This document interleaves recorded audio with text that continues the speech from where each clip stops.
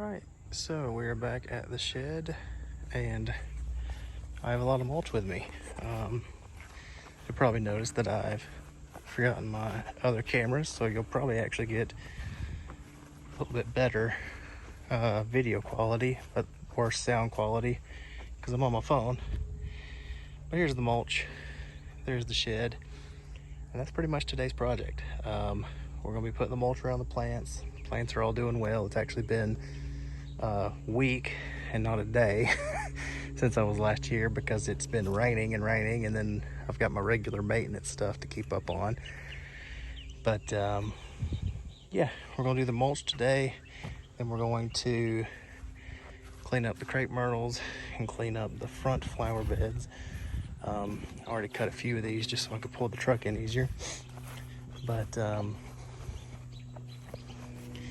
yeah, coming over here, we've got the front flower beds, which I may or may not have had a video on in the past. But we're just gonna mulch these up, and clear out the, what's it called? The weeds, and clear out the crepe myrtles a little bit. Put some mulch down. Got my spreader out. We're gonna put some annual ryegrass down. It's still a little bit warm, but you can see fescue got smoked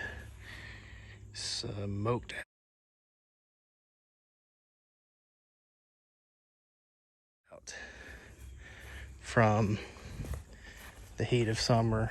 So we're gonna actually convert this front lawn and this back lawn into Bermuda because it grows like wildfire.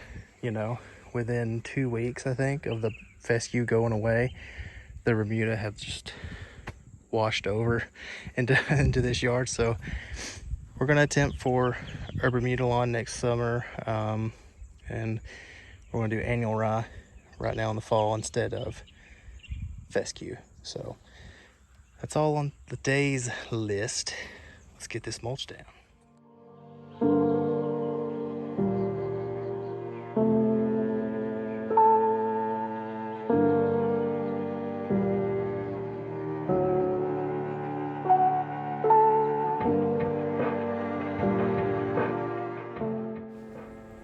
Okay, so as I said before, I lost my GoPro and I'm editing on my phone because the files are too big to send.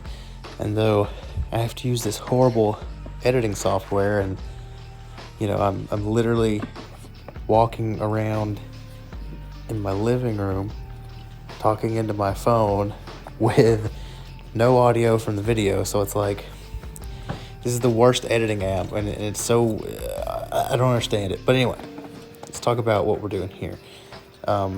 This video is really just kind of putting down the mulch, and then I'll go to the front and clean up a little bit, and that kind of wraps up the landscape cleanup portion of this yard for the year.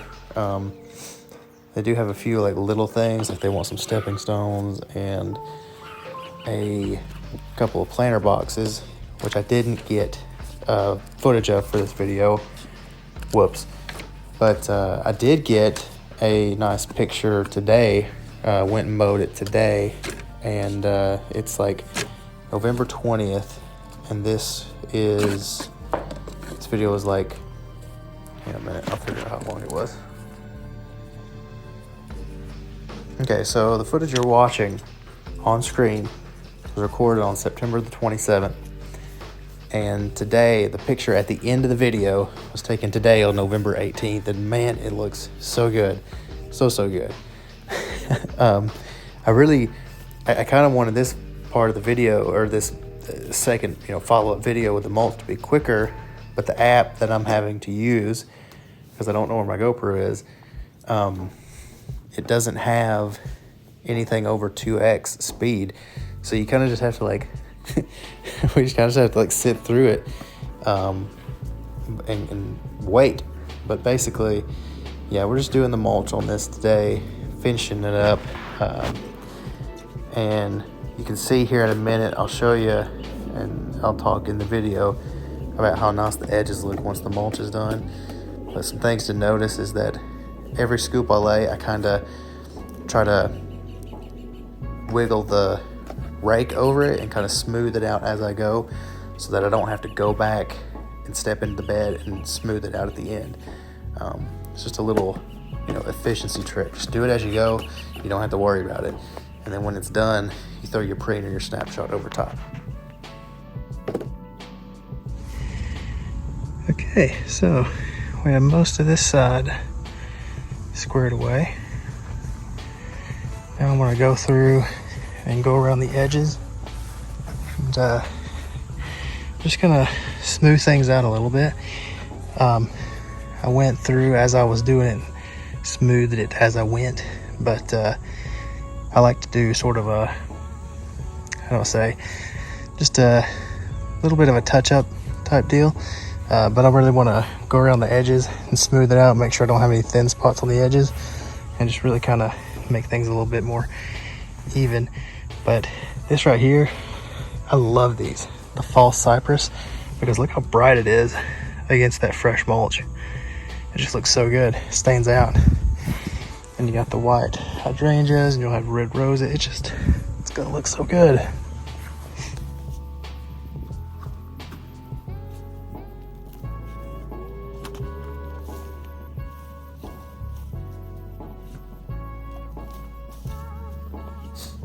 Okay, so here we are putting some more mulch, and I thought about taking this little bit out because of the glare, but I wanted to talk about the hydrangea, because hydrangeas are like, they're really weird plants, at least from my experience. It's like, every time you plant one, the plant will, I guess from transference, they'll have like issues on more often than not, they'll have issues where they'll lose all of their green, and then eventually the caps will fall off. But then as soon as the season changes over, so even if it's like from winter to spring or from spring to summer, like the first month it'll have like shock or something, and then lose its leaves, and then it will come right back as though nothing ever happened. And I've been trying to figure out like why that's happening, but I don't see ever really anything online about it. I've looked up, I've read books, and it's like, I don't know if I'm doing something wrong, but at the same time, they always come back.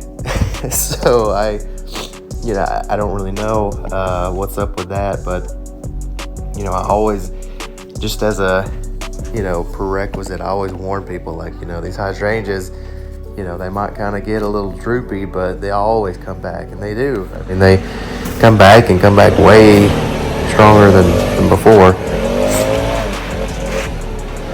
Here is a bit where we're just going over it with a leaf blower and cleaning up the edges and the mess, and because mulch is it is pretty messy whenever you get it going. You're flinging the stuff, it's dusty sometimes. You get little chips everywhere.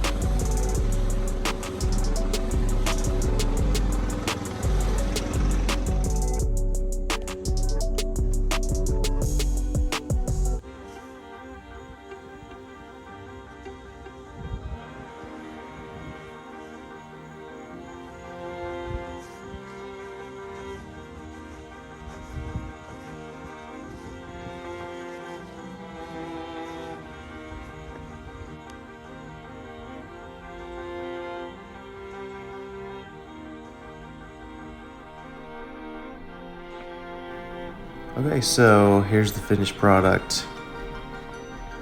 Looking good, nice and smooth mulch, lots of color. It's just different, you know.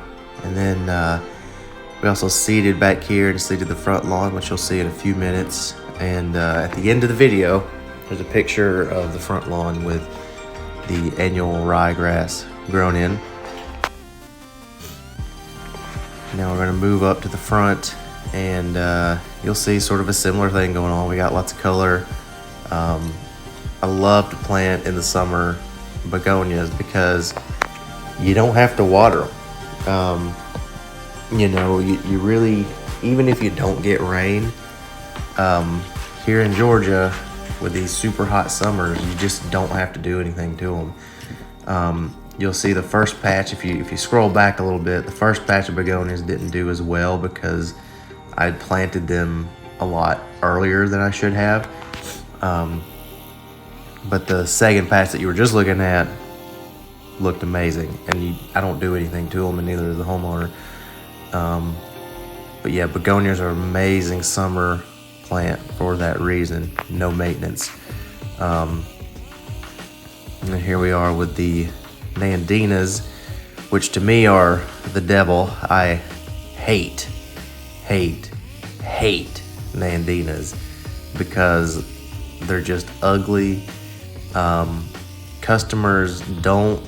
So if you groom or if you prune these quote unquote proper, you know, which is like selective pruning, they still look bushy and shaggy, and customers, for the most part, I've not met one that is okay with selective pruning on these, but they all want like a sheared like look to them, and you're not like, it just doesn't look quite right. But you know,